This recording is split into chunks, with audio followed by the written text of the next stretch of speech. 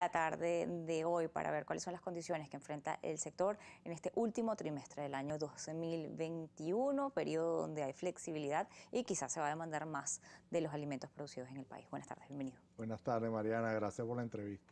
Bien, queríamos conocer la situación, el panorama que ustedes tienen de cara a este último trimestre del año, el inicio de la cosecha de norte de verano y cómo están preparándose para el momento. Bueno, la misma dificultad con el tema del diésel. Cada vez que tenemos pico, en este caso tenemos ahora la cosecha, realmente vemos como el abastecimiento es apenas un 25-30% y un mercado negro galopante, ¿no? Eso nos preocupa mucho.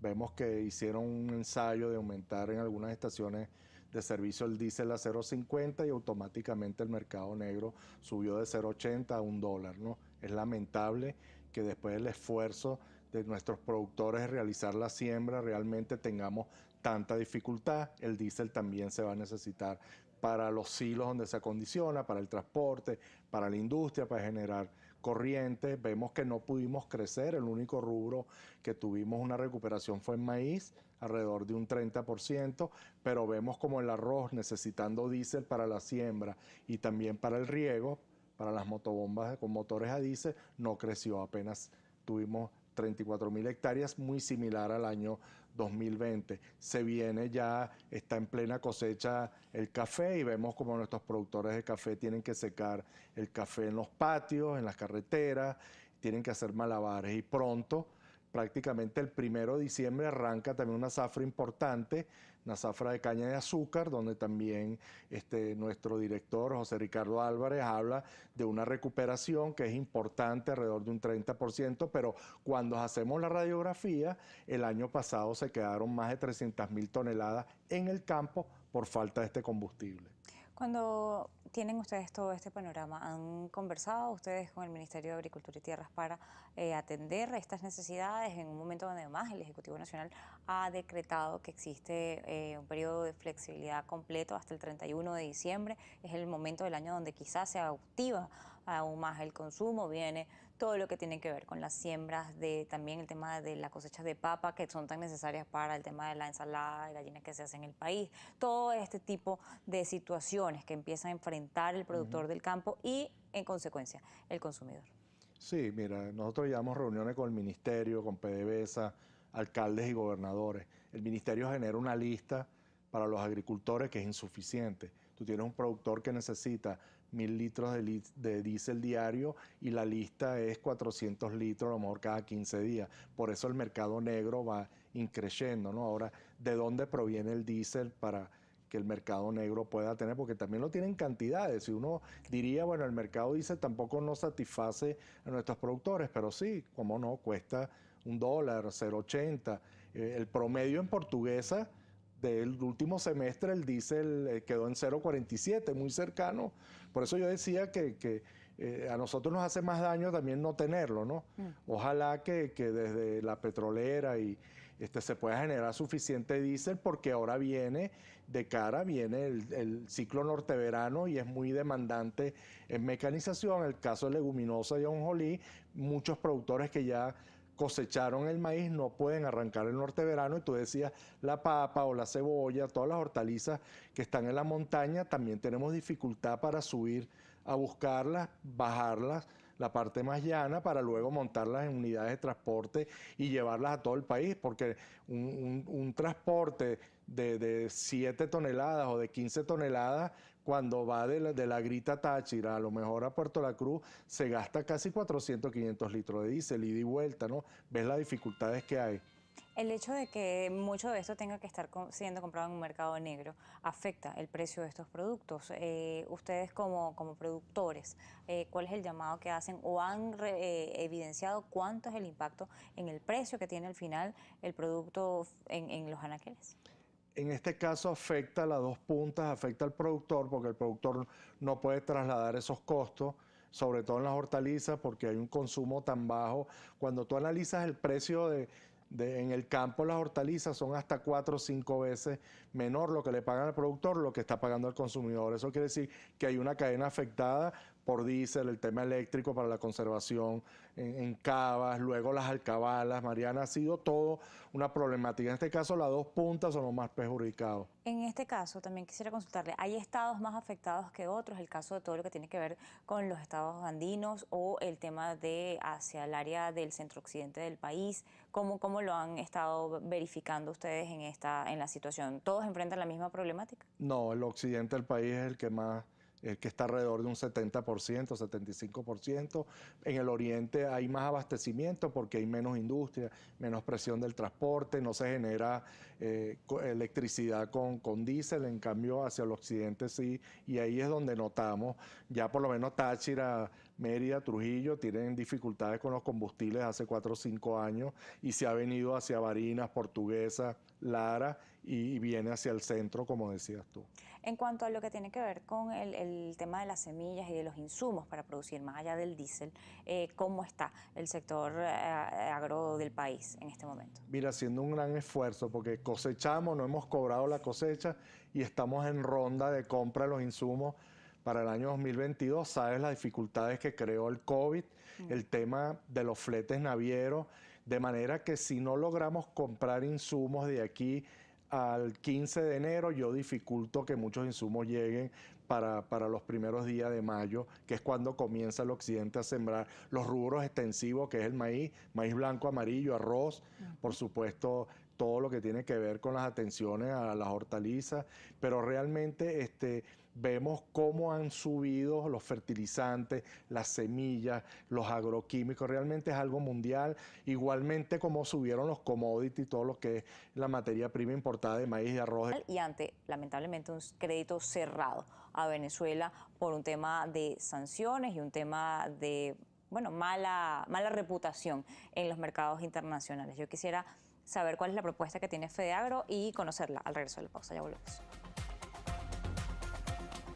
Fantinel, el presidente de FEDEAGRO, le dejaba una consulta antes de irnos a la pausa y tiene que ver con el tema del financiamiento, el acceso al financiamiento por parte del sector agroproductor para poder empezar a caminar en ese espacio para lograr esas metas que ustedes tienen de lograr abastecer el consumo nacional e incluso llegar en algún momento a volver a Venezuela un espacio para la exportación, aprovechándonos también de nuestras condiciones geográficas y climáticas e incluso de nuestras tierras fértiles. El caso del financiamiento, ¿cómo lo han evaluado? ¿Cuál es la propuesta que ustedes tienen para tratar de avanzar en esta materia para lograr ese financiamiento con mercados internacionales cerrados? Sí, mira, cuando en el 2009, 2010 alcanzamos esas metas de producción que abastecíamos más del 70%, el apoyo al sector agrícola y pecuario rondaba los 900 millones de dólares.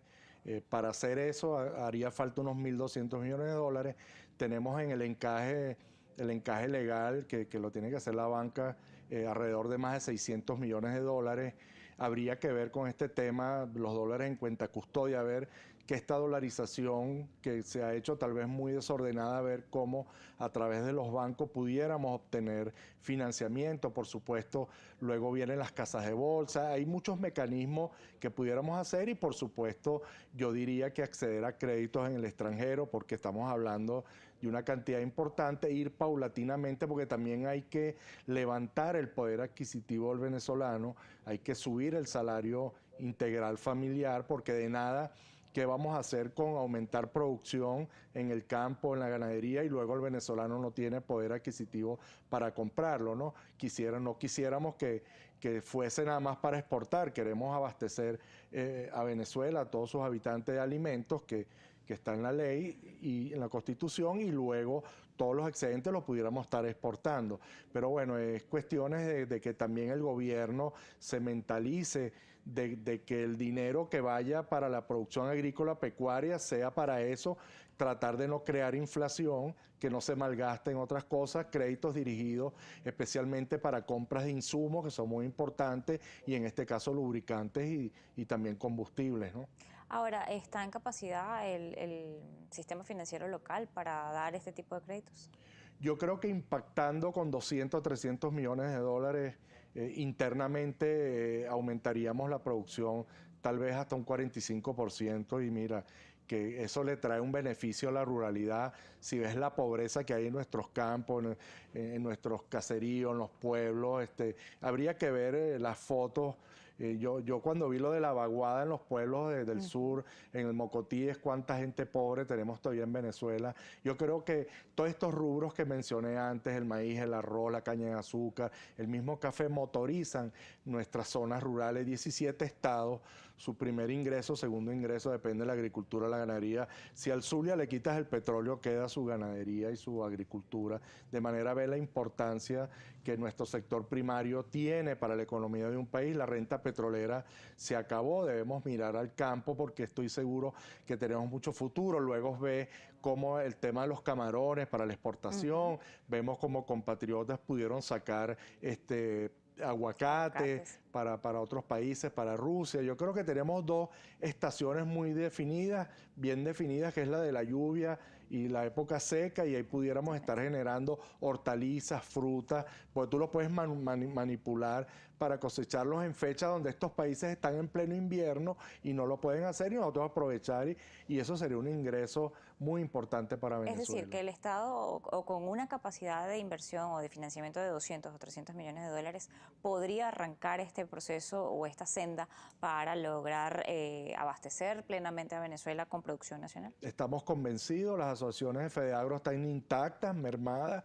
por supuesto, de sembrar 600.000 hectáreas de maíz, bajamos a 200.000, pero paramos la caída, que eso es importante, con un esfuerzo que están haciendo los productores junto con las asociaciones y empresarios privados también que nos han apoyado. La dolarización trajo algo de crédito, muy poco, y nosotros consideramos en FEDEAGRO que íbamos a tener más crédito, pero vemos cómo todos están mermados. En el extranjero no nos dan crédito por una condición de país, pero bueno, estoy seguro que desde Venezuela pudiéramos tener créditos especiales para justamente traer insumos y traer también lubricantes y también el tema combustible, que es muy necesario para nuestra actividad.